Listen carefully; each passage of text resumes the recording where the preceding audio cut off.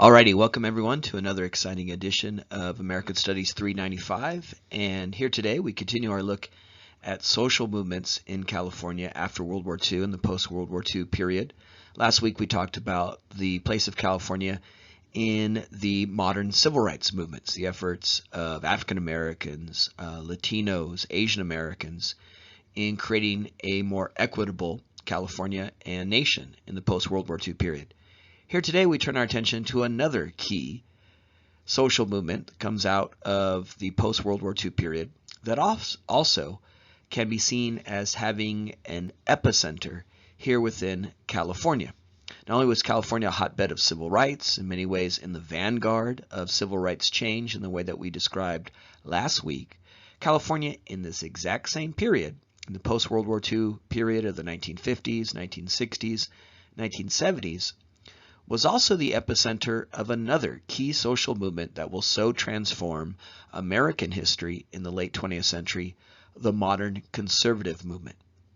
While California is awash in civil rights efforts by African Americans, Asian Americans, Latinos, Native Americans, who we'll talk about next week when we focus on the Red Power movement in the post-World War II civil rights period. Not only is California at the epicenter of civil rights efforts by those groups, it's also the foundation for the modern conservative movement. So California is an interesting place after World War II.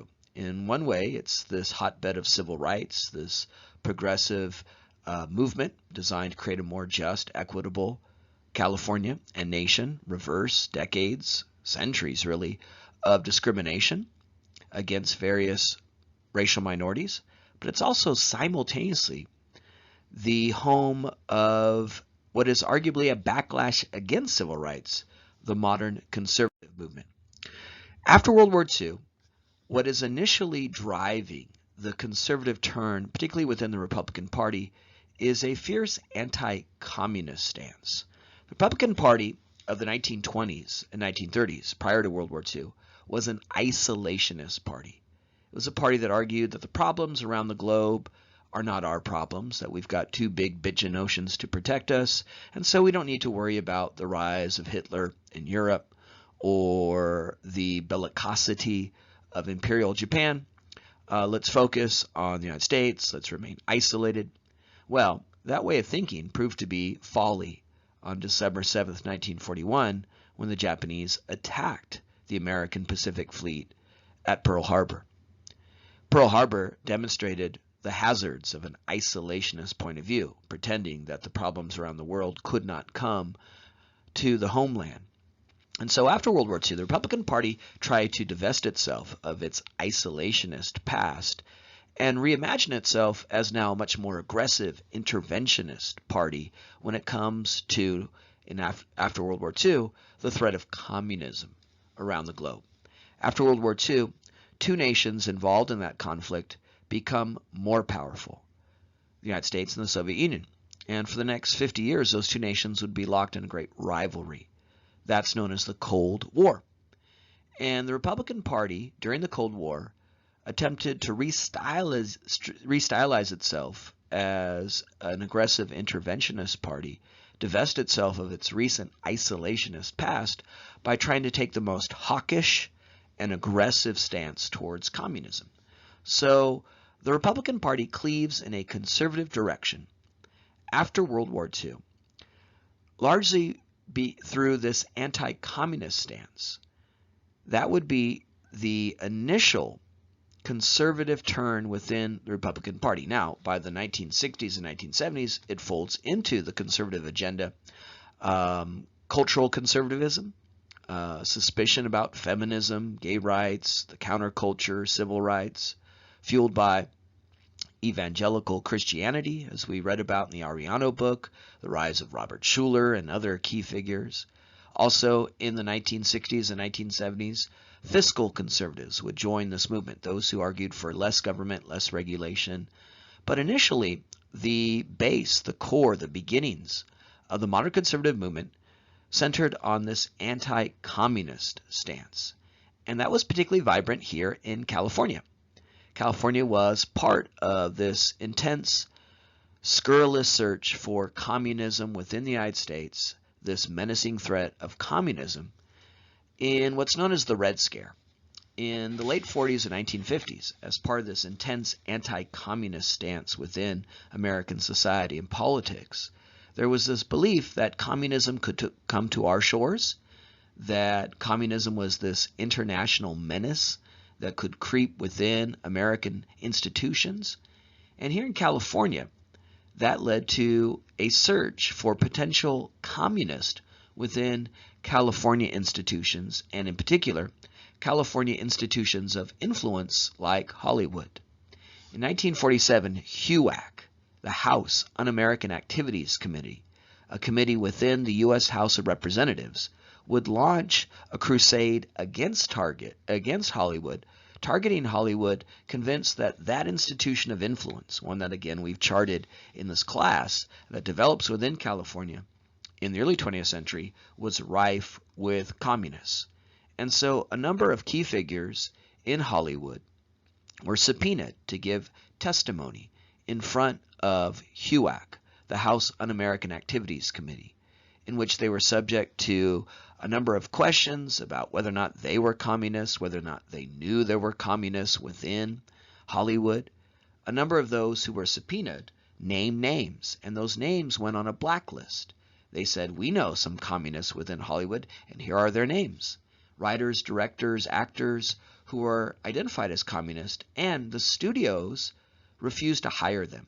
And so they became blacklisted, meaning they were on a list of people who were unemployable in Hollywood because they had been fingered, labeled as communists by other members in Hollywood who were willing to name names in that way.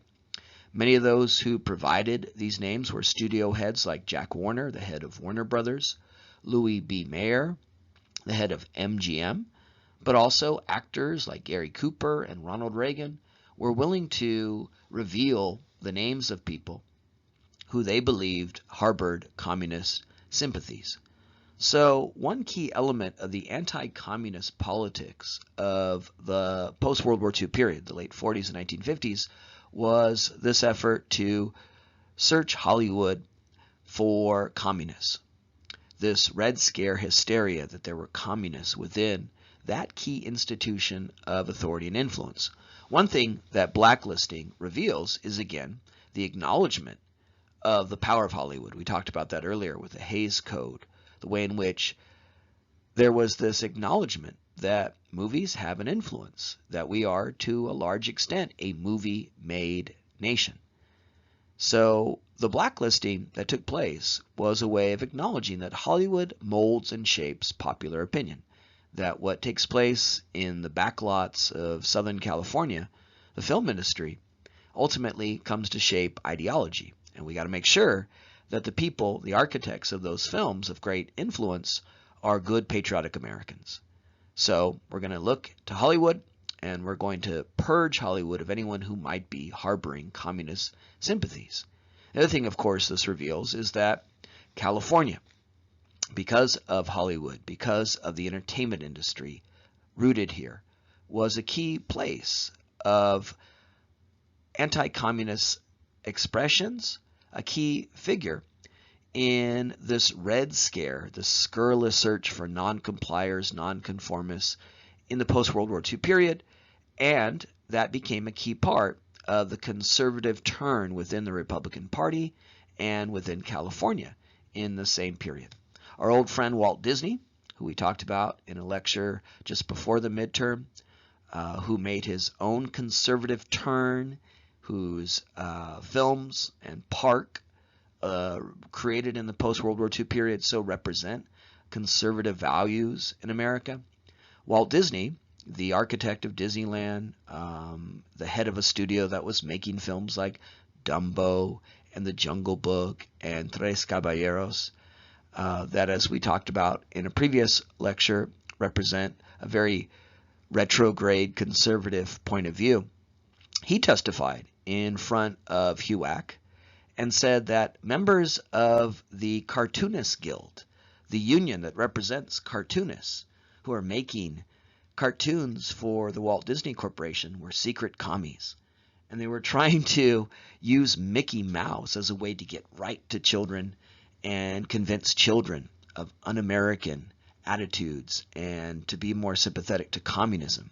So he said this union of cartoonists are secretly trying to manipulate my international famous cartoon character of Mickey Mouse as a tool of communism. We talked about in our lecture on Disneyland Walt Disney's antipathy towards unions, and here he was maligning and sliming unions as a den of communists who are willing to use that all-American icon Mickey Mouse to manipulate small children into being secret communists. Other figures, though, in Hollywood tried to stand up for civil rights, freedom of expression, and stand against blacklisting. Gene Kelly, Judy Garland, Humphrey Bogart, all in their testimony in front of HUAC criticize this effort to scrutinize Hollywood, to pit members of Hollywood against each other, to malign members of Hollywood as secret communist or un-American. One of the reasons why Hollywood was targeted by members of HUAC was the idea that Hollywood was in many ways captive to Jewish Americans who were often the heads of studios like Louis B. Mayer. And so anti-Semitism played a key role in the Red Scare. This idea that, well, Hollywood's run by the Jews and they're not real Americans. They're inclined towards un-American values. That's why Mayer and many other Jewish heads of studios were so compliant, so willing to name names. They feared being seen as un-American. They feared this long-standing anti-Semitism that had often associated Jewish Americans, Jewish immigrants, as un-American, as threats to the American community.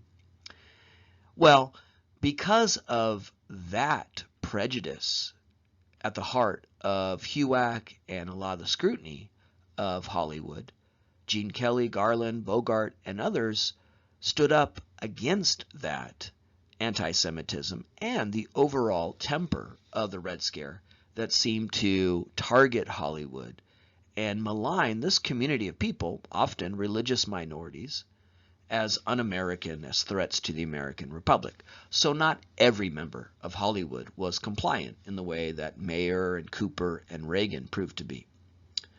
This was a key moment where, again, the Republican Party, coming out of World War II, were restylizing their identity and divesting themselves of their isolationist past, and now claiming the mantle as the true patriots who will protect America from the threat of communism around the globe and here at home, even here in sunny California. In doing so, they were representing the Democratic Party as the party that was less committed to combating communism. The Democratic Party, party of Franklin Roosevelt, was the party that led America through World War II in its great effort against the Nazis and Japan. Now the Republican Party, after World War II, wanted to reclaim the mantle as the patriotic party defending America from its foes, and it did so by trying to be the most aggressive, hawkish in its Cold War politics and stance, but also by maligning the Democratic Party now as the party soft on communism, as less committed to combating the evils of communism. And with it, the Republican Party made major gains in the post-World War II period in national politics, electing Republicans to the highest offices in the land, as we'll talk about here, but also here in Californian state politics, where Republicans won major seats in the Assembly, in the state Senate, the governorship of California, largely based on restylizing themselves as the great anti-communist party. So the rise of Republicans, the rise of conservatives here in California and in national politics began out of this anti-communist concern. And a key figure in that was a native Californian, Richard Nixon. Richard Nixon would go on in 1968 to be the very first native Californian ever to win the White House. He is demonstrative of how, in this period, the Republican Party is making major gains on a national level based on the techniques it employed here in California, restylizing itself as first an anti-communist party, and then later in the 50s and 60s as the party that opposed many of the social changes of that period: civil rights, feminism, gay rights. Again, California is a very interesting place because to some extent it's the epicenter of these social movements. We've already talked about civil rights. Next week we'll talk about Native American rights. Of course, California is also the heart of the counterculture free speech movement on the campuses of UC Berkeley and throughout the CSU and UC system.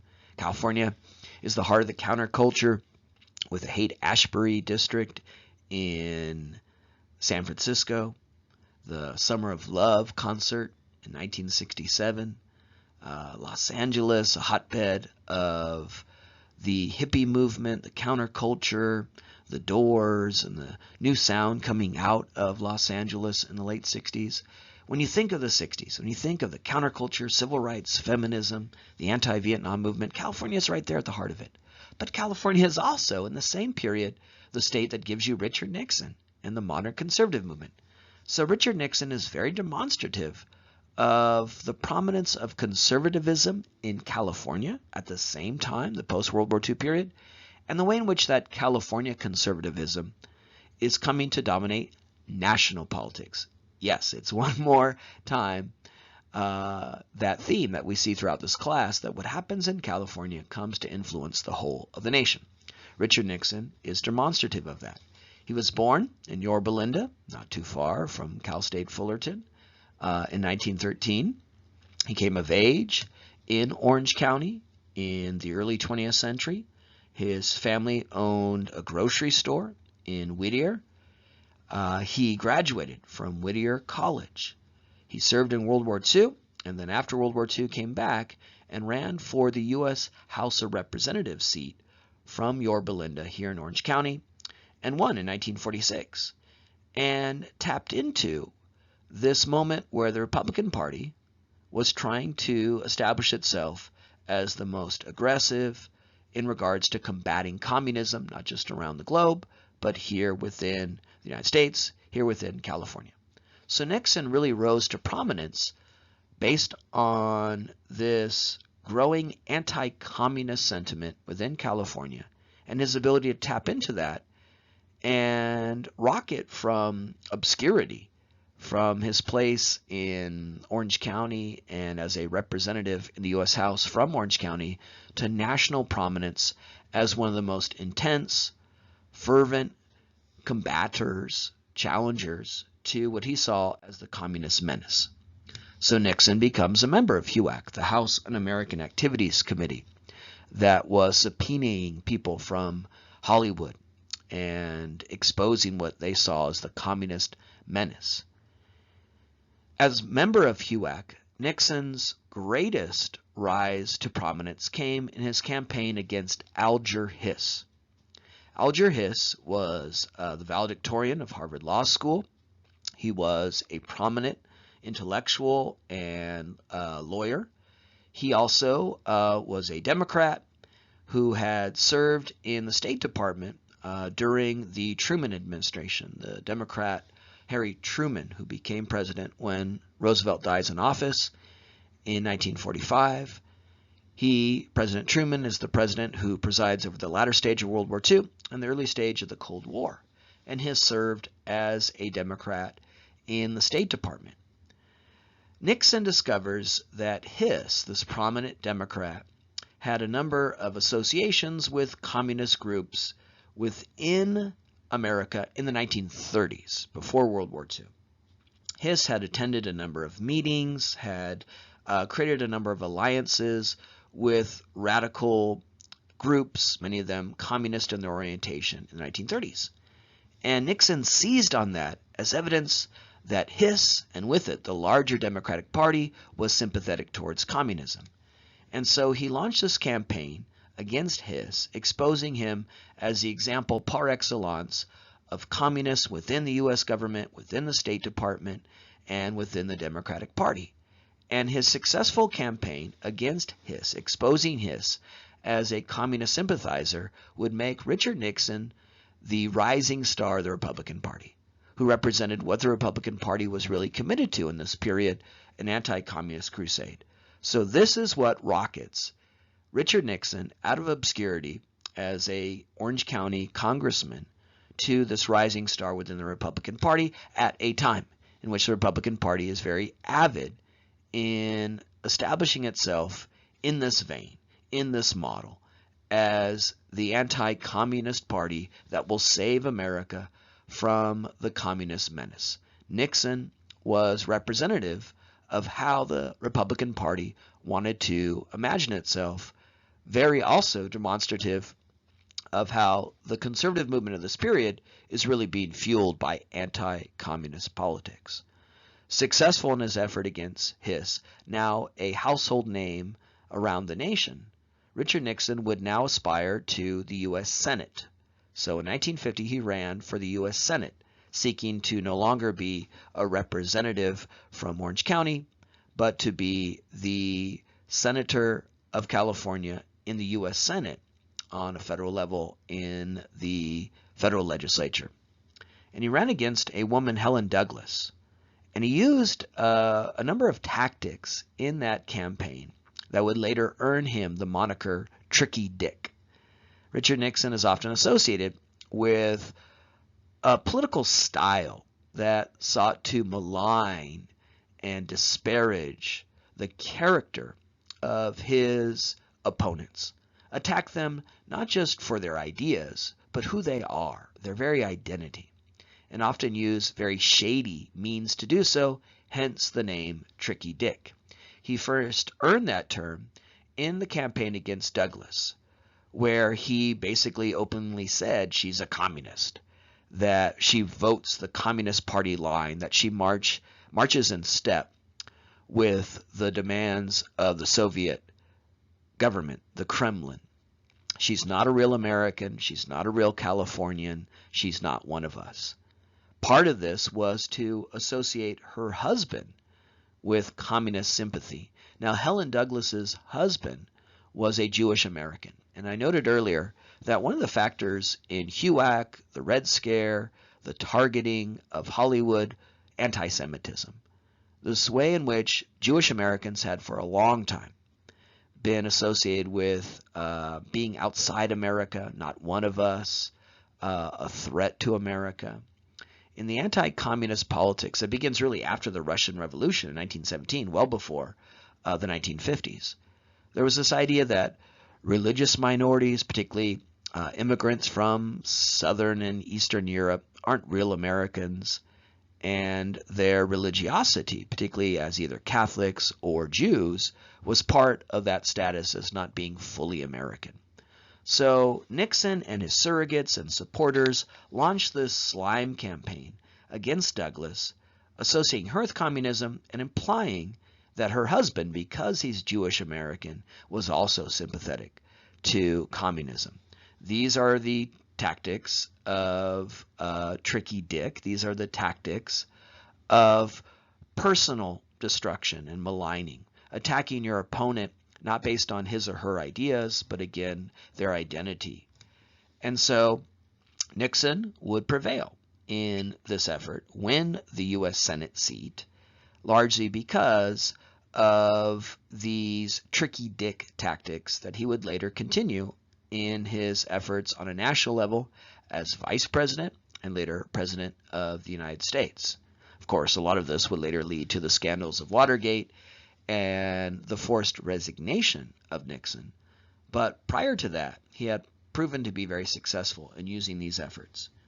But also, Nixon's Senate victory in 1950 not only represents the triumph of these personal attacks, what is now a mainstay of American politics in the age of Trump, but also changes within California, where California was becoming a more conservative place. Here again, we account for the rather schizophrenic story of California, the post-World War II period.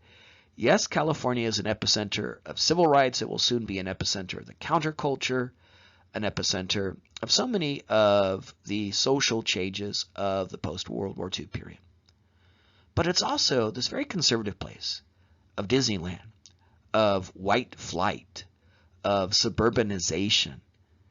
It is the California of Orange County, of evangelical Christianity, of Robert Schuller. So California is a very interesting place because in some ways it's a hotbed of progressivism, of civil rights, of anti-Vietnam War activism, but it's also the California we read about in the Arellano book, that in the 50s and 60s is attracting a lot of white migrants who are leaving the Midwest, leaving the East Coast, and coming out to California and moving to the suburbs, embracing an evangelical Christianity that sprouts up in the Crystal Cathedral of Robert Schuller, and making Orange County and other parts of California hotbeds of conservatism. That too is why Nixon won. He tapped into those voters who are becoming Californians in this period, moving out to California in the post-World War II boom years, where California is a booming economy, and therefore making California a hotbed of conservatism. So Nixon rockets from the House to the U.S. Senate, and because he represents this growing conservative movement within the Republican Party, Dwight Eisenhower taps him as his vice president running mate in the 1952 election. Eisenhower was a moderate Republican. Eisenhower, as president, will continue a lot of the programs that began with the New Deal, the policies of the Democratic administration of Franklin Roosevelt in the 30s and 40s. Government involved the economy, programs designed to help advance economic prosperity through government intervention, government spending. As President, Eisenhower will sign into law the Interstate Highway Act, which is sort of like a New Deal program, a massive jobs program where we spent billions of dollars to build infrastructure, to build a highway system that allowed people to live in the suburbs, work in the city, allowed people to drive around the country on their family road trips to Disneyland. But that Interstate Highway Act was very true to New Deal policies that saw the government involved in the economy spending billions of dollars. Dwight Eisenhower would ultimately enforce a lot of civil rights changes. He's the president who calls in the 101st Airborne in 1957 to desegregate Little Rock High School when Arkansas and many other southern states were trying to defy the Brown v. Board of Education ruling. So Eisenhower was a moderate Republican, but he realized that the Republican Party was increasingly becoming a conservative party. And so he wanted a running mate that spoke to those Republicans, Orange County Republicans. And so he tapped Richard Nixon as his running mate. He didn't really like Richard Nixon. They clashed. They didn't have a very harmonious relationship. He was not the vice president that Eisenhower would have chosen if it was completely up to him. But he realized that to win the White House, he needed this new Republican Party that was so represented by Nixon, and so he taps Nixon as his vice president, his running mate, and Nixon, along with Eisenhower, win in 1952, which meant that during the 1950s, Richard Nixon, who had once been this obscure congressman from Orange County, was vice president of the United States. And then later, of course, Richard Nixon himself will win the presidency in 1968. So the career of Richard Nixon is very demonstrative of how what's happening in California does affect the whole of the nation, this rising conservative movement that really centered on the anti-communist crusade. So Nixon was the head of HUAC, the House Un-American Activities Committee, that was so instrumental, so vital in the Red Scare, anti-communist politics on a national level in the post-World War II period, part of the way in which the Republican Party was reimagining itself as an anti-communist party, part of this rising conservative movement that feared communism. But as much as the story of Nixon and HUAC represent how California and figures from California like Nixon are influencing national politics, within California, there was an Un-American Activities Committee within the California legislature. So not only is there on a federal level an Un-American Activities Committee in the U.S. House, led by Nixon, in the U.S. Senate, led by Joseph McCarthy, the other figure most associated with the Red Scare of the post-World War II period, on the state and even local level, in local city councils, there were these Un-American Activities Committees that were dedicated to ferreting out Californians within the state, on the state and local level, who were declared to be un-American, disloyal, unpatriotic, not real Americans, sympathetic towards communism. Jack Tenney was the leader of the Un-American Activities Committee within the California state legislature, and he targeted other institutions of influence in California, including the UC system. Not only are there communists everywhere in Hollywood, but there are communists teaching our children on the campuses of the UC and CSU system. Another California institution that was targeted by these conservatives, these anti-communist crusaders, the UC system. Now, after World War II, the UC system is greatly expanded. New campuses are built around California to accommodate a growing population. So many people are moving out to California in this period, seeking that California dream, house in the suburbs, good paying job, sunny days, and trips to Disneyland. You know, as we talked about, California is this very alluring place that comes to represent the California and American dream in this period. And also in this period, we have the GI Bill, efforts to offer education to those who served in World War II. GI Bill offered assistance to financial assistance to returning GIs who wanted to pursue a college degree. Also in this period, the UC system, CSU systems are heavily funded by California, and they charged no fees. You could go to a CSU, a UC, and pay nothing, because the original model for these state universities was built on that idea that it was free university education. I know. One of the things that history does is it forces you to imagine a very different time. You now, as students at Cal State Fullerton, pay ridiculous fees to be here. But there once was a time, not too long ago, where it cost nothing to go to UC Riverside, or what was then called Orange State College, Cal State Fullerton.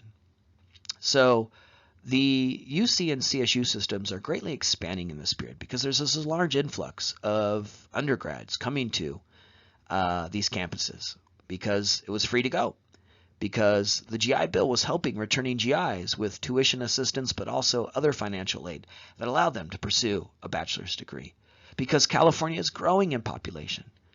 But as these university systems became more prominent, more influential, they became the targets of the California state politicians who were saying these professors are all leftists, commies, who are influencing Californians to be unpatriotic, un-American. One product of the targeting of the UC system was a demand that faculty at the University of California adopt a loyalty oath where they would sign a pledge that they were never going to do anything that would be un-American, unpatriotic.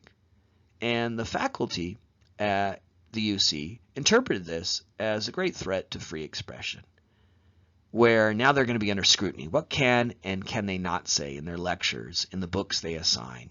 This was seen as a bald threat to academic freedom, intellectual freedom.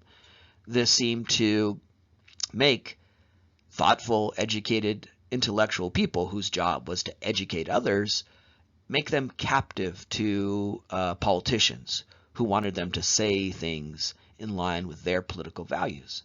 And so, in the name of intellectual freedom, in the name of civil liberties, freedom of speech, the faculty at the UC system refused to sign the loyalty oath. And this became a big point of contention between the faculty and the regents, those who ran the UC system, as well as California politicians who were deeply invested in forcing these faculty to take this loyalty oath. Prove you're a real American, a real Californian, and you'll never do anything with our taxpayer money that is deemed un-American, unpatriotic. And so there's this great clash. Now, of course, when the faculty refuse to sign this loyalty oath, they're doing so in the spirit of freedom. They see themselves as the most American of all. We're standing up for the First Amendment. But if you are inclined to see these egghead intellectuals as red communists, when they refuse to sign the loyalty oath, it seems to confirm that prejudice. Ah, see, you're refusing to prove you're a real American. You must really harbor communist sympathies.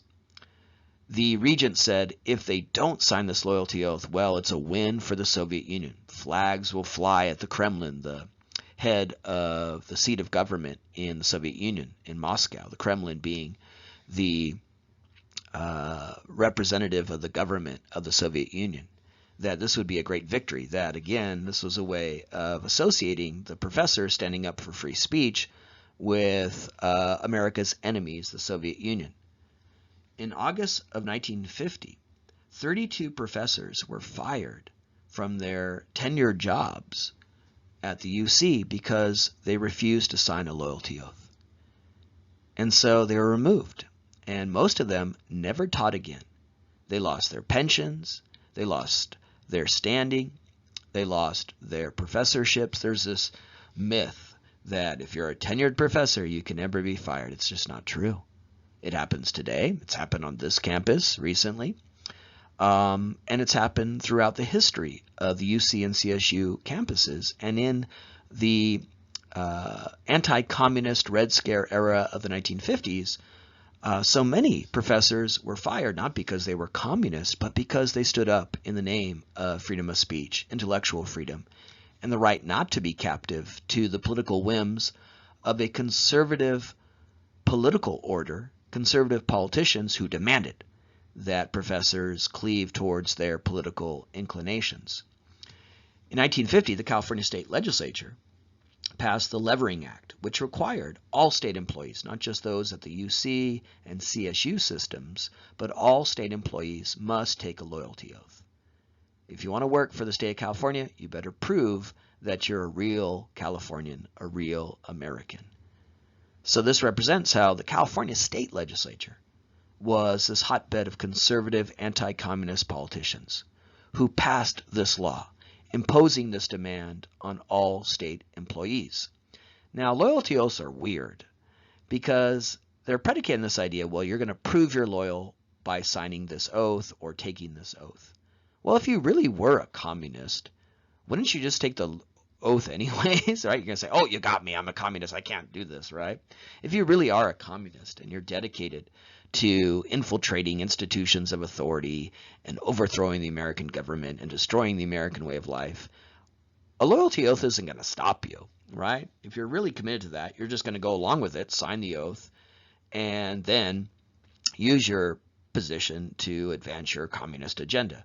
So it's very strange as to the efficacy of a loyalty oath. It doesn't catch people. It doesn't stop people who may be communists from working in the government of California. It'd be like today asking people, are you a terrorist? And they say, oh, yeah, I am. You got me, right? I'm going to turn myself in. Moreover, it's not the efficacy of the loyalty oath. It's the symbolism. It's this idea that we can force you to do this, that we have this power to force you into signing this loyalty oath if you want to work for the state of California. Eventually, the Levering Act would be struck down as unconstitutional, and so it would no longer be enforced. But it stood in place for 17 years, and that meant perhaps hundreds of thousands of California state employees were forced to sign that loyalty oath. The California State Un-American Activities Committee continued to operate into the early 1970s, well after the era of McCarthyism, the era of the Red Scare.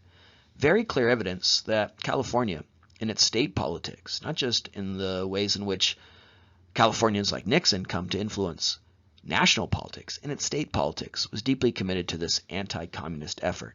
So if we are in this lecture trying to account for the rise of conservatism in California, how California is this epicenter, hotbed of conservatism, one key factor in that is the anti-communist politics that developed here in California, that was acutely expressed in California, whether it's HUAC and its targeting of Hollywood, whether it's on a state level in the California State Un-American Activities Committee, or whether it's in the career of Richard Nixon, Ronald Reagan, a man who adopted California as his home state. All of this speaks to how anti-communist politics played a key role in that story. And then in the 60s and 70s, the conservative movement builds on this foundation and expands, folding into its movement cultural conservatives, alarmed by feminism, gay rights, civil rights, the new ascendance of sexual and racial minorities into prominence. That movement grows with the incorporation of fiscal conservatives, who argue we need lower taxes, less regulation, that the New Deal era has gone too far, creating this very powerful political movement that still dominates American politics to this day. Origins of that anti-communist politics, and that's very, very vibrant in what we've seen here in California. Another key piece of evidence regarding the conservatism in California in the post-World War II period comes in the form of the prominence of the John Birch Society. Now, the John Birch Society was originally formed by Robert Welch, who was disgruntled when he failed to win the bid that he launched as a candidate for Lieutenant Governor of Massachusetts, so far away from California. But John Birch Society would actually flower and become most prominent here in California amidst the context that we've now sketched out, where conservatism is ascendant in California. The John Birch Society was an extreme, radical right-wing movement that believed that the income tax was unconstitutional and objected to that particular element of the federal government's role in the economy because they saw it as a confiscation of private property and ultimately a force that led to profligacy by which the federal government was wasting taxpayer money. They objected to Social Security, key element of the New Deal, as we've talked about. Conservatives often railed against government intervention in the economy associated with the ills and threats of socialism and communism. Conservatives often argued that New Deal programs like Social Security represented the ruin of a constitutional republic.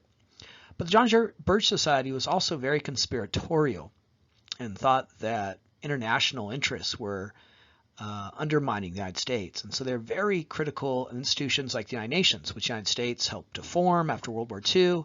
We headquartered the United Nations right here in the United States, in New York City. And we often use the United Nations to advance American interests in the Cold War, but the John Birch Society saw the United Nations as part of an international conspiracy to undermine the sovereignty of the United States. They argued that civil rights was un-American, that many of the civil rights figures were communists seeking to undermine the United States. So they're very critical of that element of change. And again, that kind of speaks to the shifts in the post-World War II period in California and in America more broadly, where simultaneously there are these social movements like civil rights, which are really couched in the language of American values, freedom, equality. But then there's this backlash to that in the same period from conservative groups like the John Birch Society that argue actually civil rights activists are un-American, they're communists trying to destroy American society. And one of the most fringy elements of the John Birch Society was their conspiracy theory that the effort to add fluoride to drinking water was part of a plot by communists who would brainwash Americans by contaminating their drinking water. So the John Birch Society was rather radical and often unhinged. In 1961, a series of articles were published in newspapers in California revealing this secret society and the prominence of certain businessmen and figures of prominence in Southern California who had joined this. And the idea behind these articles was to raise alarm. These people are in institutions of authority and power, in local government, in local businesses. And the articles were designed to raise concern about this group, but they often had the opposite effect, that when people read about the John Birch Society, they said, oh, those guys are right. And it actually worked to fuel the movement rather than undermine the movement. And the John Birch Society continued to grow into the 1960s as California became increasingly conservative, as California increasingly became not just a hotbed of civil rights and student activism and feminism, those elements of the 60s, but also California as a hotbed of conservatism. It was often supported by wealthy businessmen who helped fund this movement. It enjoyed a lot of support among those who worked in the defense industry because of its hawkish, aggressive rhetoric, its challenging of internationalism and United Nations. And California in this period had a thriving defense industry. It had a lot of people who served not just in World War II, who came out as transplants, but also those who would later serve in the Korean War and then in the American War in Vietnam. So the prominence of veterans, the defense industry, that made for a population here in California in the post-World War II period that was very interested in joining with the John Birch Society. And eventually, John Birch Society members were elected to positions within state government in California, in the state assembly, state senate, and all the way to the federal legislature in the U.S. House. So what may have begun as a secret society and fringe movement was increasingly influencing and infiltrating the Republican Party, and prominent Republicans were joining this society and arriving in positions of power not just within state politics, but also on a national level in this way. In 1964, Barry Goldwater becomes the Republican nominee for the presidency. And his nomination in 1964 is often cited by historians as evidence of the way in which the party by the early 60s had become increasingly ideologically conservative. As I mentioned earlier in this lecture, in the 1950s, the Republican Party was led by Dwight Eisenhower, who was a moderate, who supported and enforced civil rights efforts, who continued that role of the federal government intervening in the economy. But by the early 60s, the Republican Party was now the party of Richard Nixon and the more conservative wing of the party. And that's represented by the nomination in 1964 of Barry Goldwater, who called himself Mr. Conservative.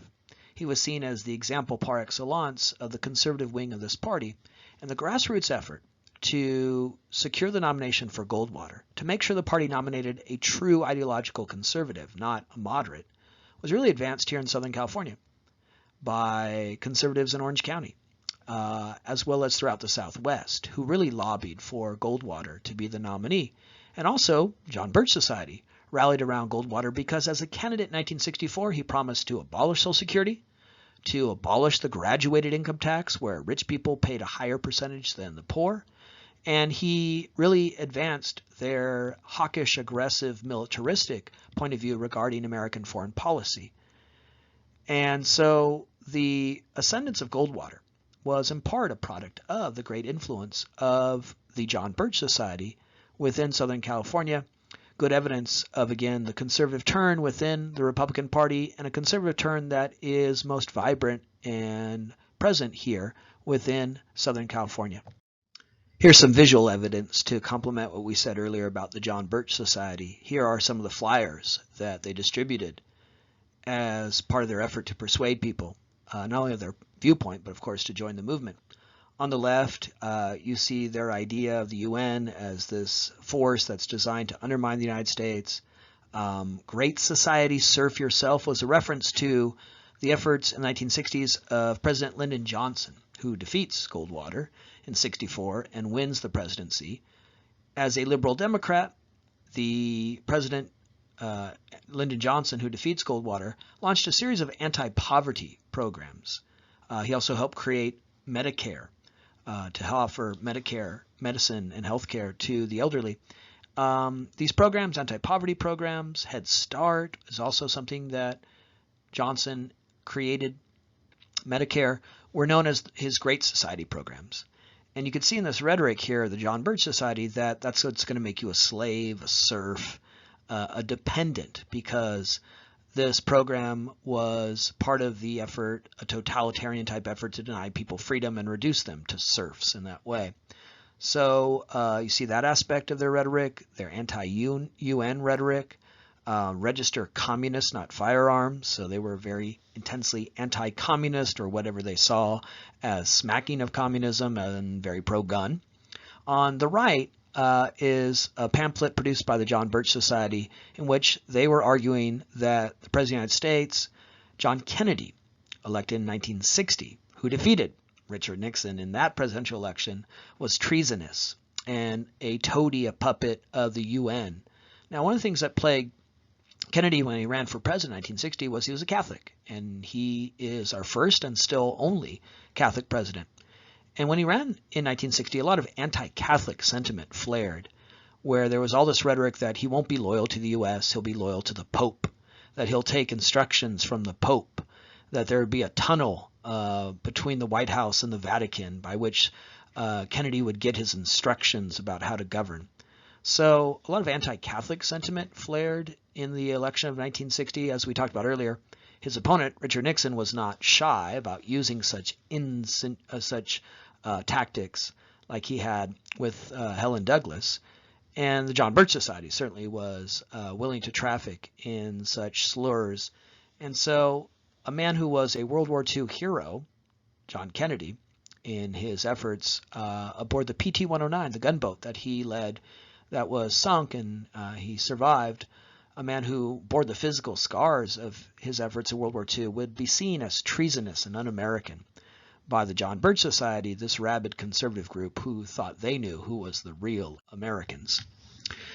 Another key figure, of course, in the story of the modern conservative movement connected to California, another good piece of evidence of the ascendance of conservatism here in California, is Ronald Reagan.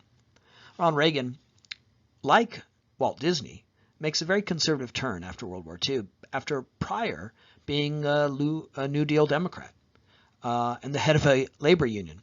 Ronald Reagan was a Hollywood actor. He was the head of the Screen Actors Guild, SAG, the union that represents the interest of people in Hollywood. In the 1930s, he solidly supported Franklin Roosevelt. But after World War II, he, like so many Americans, shifted in a very conservative direction and was swept up by this ascendant conservative movement we've documented here. He was a strong supporter of Barry Goldwater. In 1964, he introduced Barry Goldwater at the 1964 Republican convention that nominated Goldwater as the party's nominee for president. In 1966, Ronald Reagan ran for governor, completely divesting himself of his career as an actor and now committing himself to politics.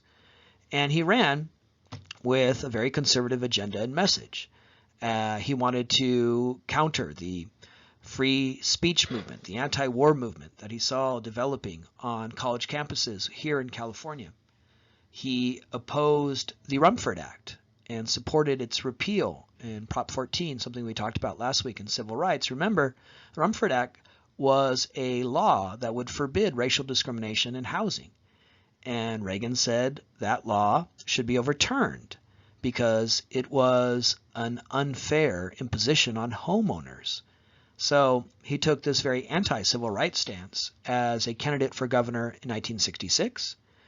As governor, winning in 1966, he would slash state funding, arguing government's too bloated, spends too much money. He, in particular, targeted universities and helped to establish the fee system that we now have in the CSU and UC systems. As a student here at Cal State Fullerton, you pay fees. But originally, when the CSU system was created, it was supposed to be free. It was supposed to be free public college education for anyone who qualified. If your scores, if your grades got you in, you didn't have to pay. But of course, you know that you do have to pay. And that began in the Reagan years, where he argued that students should have to pay, that they should have a stake in their education. And that way, they wouldn't be out in the quad protesting. This was not only an effort to balance the budget and reduce government spending on universities by making families contribute to their education. In particular, Reagan imposed fees on Cal State and UC university students because he believed that, well, if they're paying to be there, They'll be less likely to engage in the student protests against the Vietnam War. You'll be less likely to be in the quad protesting if you have to pay, and therefore you'll be more likely to be in the lecture hall. So it was all designed to stifle dissent on college campuses, as well as part of this program to reduce funding for universities. So in the 1960s, California is a hotbed of student activism. You have the free speech movement on UC campuses. You have student protests. You have calls by students to oust chancellors and others. You have this very vibrant anti-Vietnam movement that's folding students into this broader movement that argues the war is wrong and ruinous. That's part of California's history in the 1960s. It's part of what we often imagine. We use that term, the 60s. Student protests, anti-Vietnam, student activism, counterculture. And California's a hotbed of that. It's the state that gives you the free speech movement on UC campuses. It's a state associated with the Haight-Ashbury district and the Summer of Love and some of those emblems of the counterculture. But while all that's going on, in addition to civil rights, which we documented last week, active and alive in the 1960s with Cesar Chavez and others leading efforts here in California, in that same moment, in that same state, Ronald Reagan is governor. So that really speaks to the contradictions or contest within California in the 60s. This class, we've emphasized how the California dream, who is a Californian, what does it mean to be Californian, is subject to contest, argument, debate. And in the 1960s, California is a hotbed of collisions and clashes between people who have different visions of California. There are the student protesters, the civil rights advocates, and then there are the conservatives. And it's all captured in the fact that while civil rights is very active here in California, when there's a vibrant student protest movement, Ronald Reagan is governor at the same time. He would be reelected in 1970 and continue his effort to cut government spending, particularly the state welfare system, calling it a cancer. He railed against high taxes. He railed against government spending, though with his efforts to dramatically reduce taxes, it often meant California had a deficit. So he had no choice in 1972 to turn around and raise taxes again to help balance the budget. So there were some contradictions along the way. But Ronald Reagan was this rising star within the Republican Party. He had come out of Hollywood. He had completely reversed his earlier political period as a labor union leader and New Deal Democrat. And now he was, in many ways, the lion of this rising conservative movement. And he gets elected governor of California. He leads California during this time of social activism and civil rights and feminism. He's reelected in 1970, and then he seeks the White House. In 1976, he would run for the Republican Party's nomination against the sitting president of the United States, Gerald Ford. Gerald Ford was the president of the United States, and he took over when Nixon, our old friend from earlier in the lecture, resigned as president in the Watergate scandal. Reagan said, I'm going to challenge the sitting president and try to become the nominee for the Republican Party. He failed, but he came pretty close. Ford wasn't very popular, and Reagan really had the energy and momentum of this rising conservative movement. But 4 years later, in 1980, he would be elected president of the United States. So here we have the story of, in this case, an adopted Californian. Reagan wasn't born in California, but he came to California as he worked in Hollywood and really adopted the state as his home state. An adopted Californian, now elected president of the United States. So California is the state that after World War II gives you Richard Nixon, Ronald Reagan, the John Birch Society, all of these key figures in the modern conservative movement. In the 1970s, as we'll talk about in lectures to come, California dream seemed to be imperiled, in decline, because of a number of factors that work to limit economic growth and create a new economic order that was much more unstable. The post-war expansion that began with World War II and continued through the 50s and 60s that offered people good-paying jobs, middle-class lifestyle, house in the suburbs, that California dream, that economy came to a halt in the 1970s. And you had, instead, a very unstable economic order with rising energy prices amidst the oil shocks of the 1970s, international competition. In the 50s and 60s, America thrived because World War II decimated so many nations around the globe, But by the 70s, those nations had been rebuilt, Germany, Japan, and they were increasingly competing with the United States.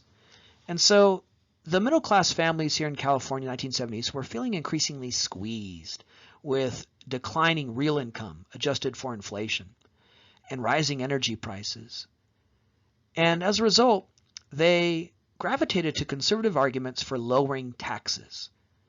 In the 1970s, there was a message within Republican politicians, the Republican Party here in California, that the way to revive this flagging economy and restore the California dream was to lower taxes. That'll put more money in the pockets of middle-class families, put more money in the pockets of businessmen who will reinvest. And so it led to a tax revolt where many Californians now finding the California dream harder to achieve in a very different economy than the 1970s, gravitated to this argument of conservatives that taxes are too high, that government spends too much, that a lot of the programs that the government spends money on are ineffective, that we take money from hardworking Californians and give it through welfare and other programs to undeserving types. And so this all comes to a head in 1978 when Prop 13 appears on the California state ballot. So throughout this class, we've talked about how propositions, that emblem of the progressive era where the proposition process was first created that would make laws more responsive to the people, allow Californians to vote directly to amend the Constitution or overturn laws, how that proposition process so colors and influences California history. We saw it last week with Prop 14. You read about Prop 187 in the Arellano book. In 1978, you had the Prop 13 initiative that called for a dramatic lowering of property taxes so that homeowners would receive some tax relief, so that they would not be subject to rising taxes that were putting a squeeze on Californian families and American families in the larger national economy in the 1970s, where jobs were moving overseas, where wages were stagnant, where energy prices were rising, where there's a sense that that good life of the 50s and 60s was now evaporating. And one way to restore that good life was to put more money in your pockets. And so Prop 13 promised to lower property taxes for homeowners who had bought those suburban homes and were worried that they might not be able to continue to enjoy the California dream. But the real beneficiaries of Prop 13 were businesses, because they were the less likely to relocate. In California, people move a lot. It's part of California and the real estate industry within the state, as well as the California dream to go and seek a better home and to turn around and sell your home. You know, Californians really worship at the altar of real estate. And so homeowners move a lot. Now, under Prop 13, property taxes are only reassessed when the property is sold, meaning that if you own a home, your property tax that you're paying now won't go up. It will only go up if you sell your home, someone buys the home, and then the property tax is set anew based on the reassessed value. So you might have bought your house for $100,000, and then you later sell it for $500,000. And so the person who buys it for $500,000 now pays taxes based on that value, whereas you are paying it based on the idea that's a $100,000 house. So when you move, that's when you pay higher taxes. Or when someone buys a home, they pay at that higher rate based on the reassessed value. But businesses don't move as much as homeowners do. They tend to stay fixed.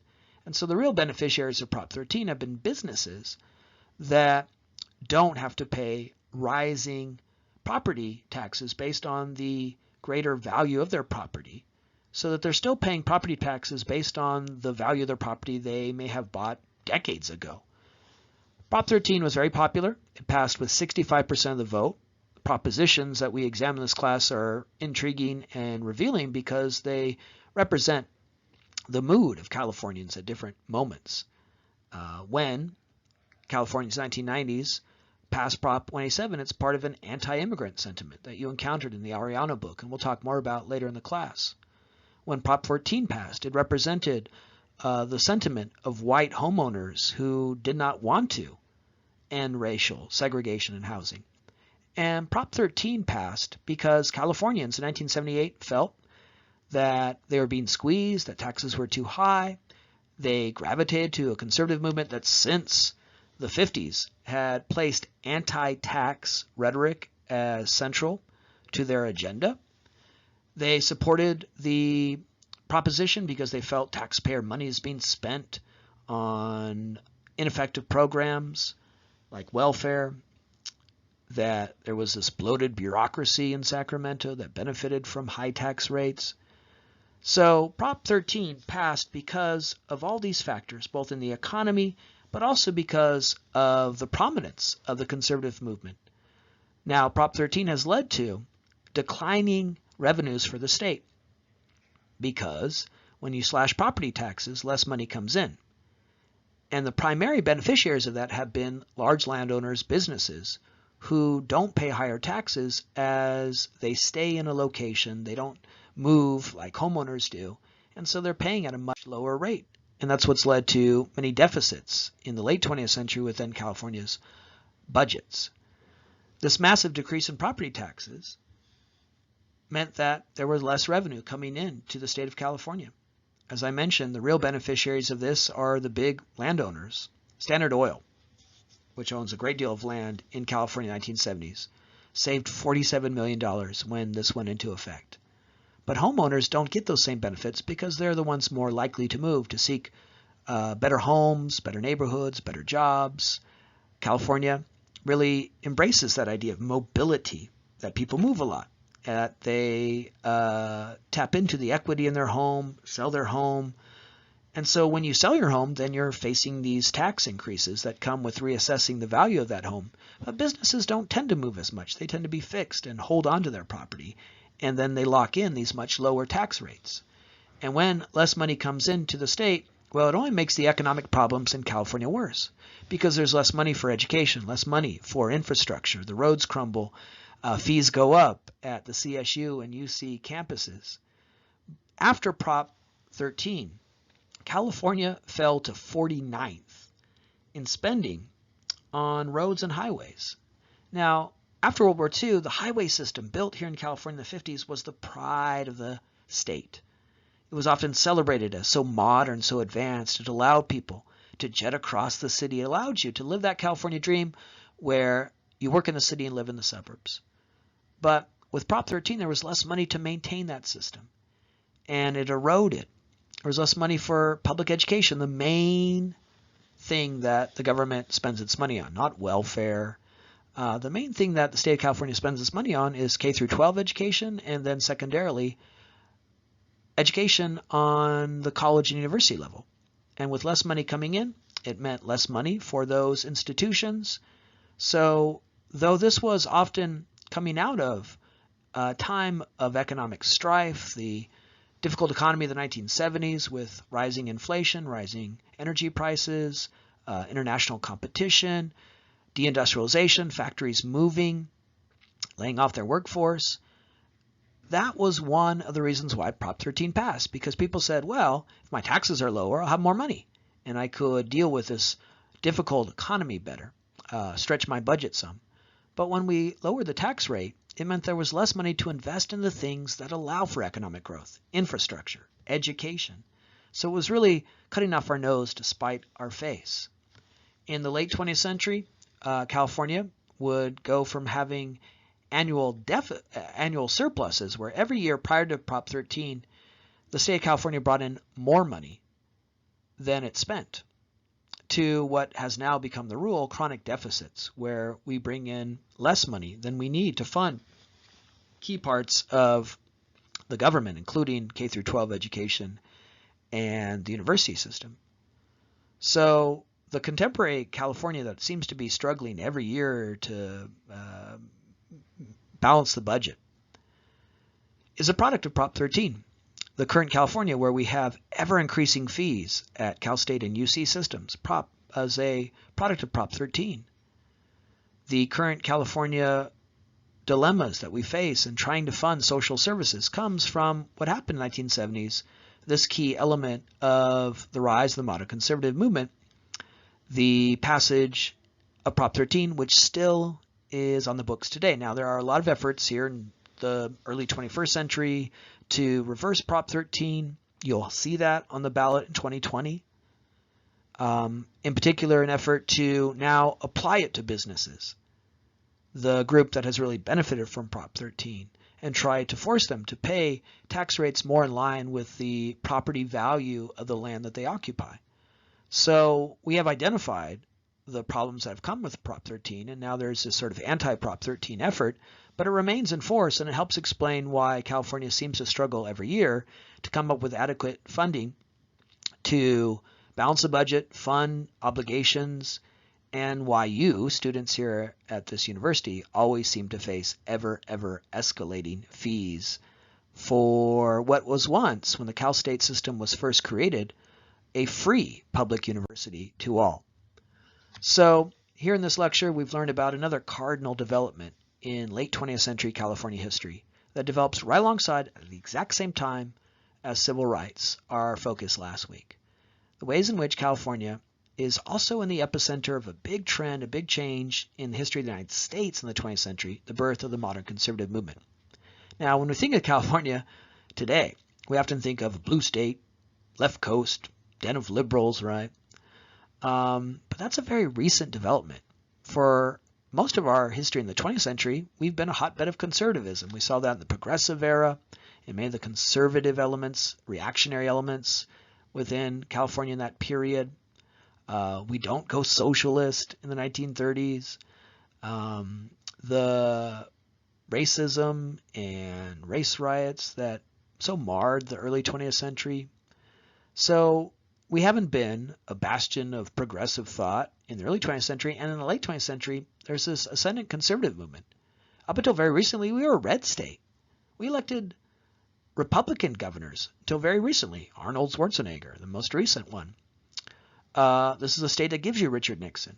So despite the reputation of California as this blue state left coast where we all drive around in our Priuses with our coexist bumper stickers and eat organic quinoa, that doesn't fit with the history of California over the 20th and even into the 21st century. What fueled the conservative movement here was the anti-communist stance that grew in the 40s and 50s and helped launch the careers of Richard Nixon. It targeted California institutions like Hollywood. In the 60s, when California is a hotbed of civil rights, feminism, the counterculture, well, many cleave towards Ronald Reagan. And so he wins amidst that context as sort of a backlash against those elements of the 60s. The white flight, the suburbanization, the transplants who came here before and after World War II, fleeing areas of racial mixing and desegregation, became really stalwarts for this conservative movement because it grew in the suburbs of Orange County, in the suburbs of San Diego, among white transplants, evangelicals, those who worked in the defense industry. And you see that in some of the rhetoric of conservatives and in support for repealing the Rumford Act. We talked last week about how many conservative politicians were very critical of Cesar Chavez, calling him a communist.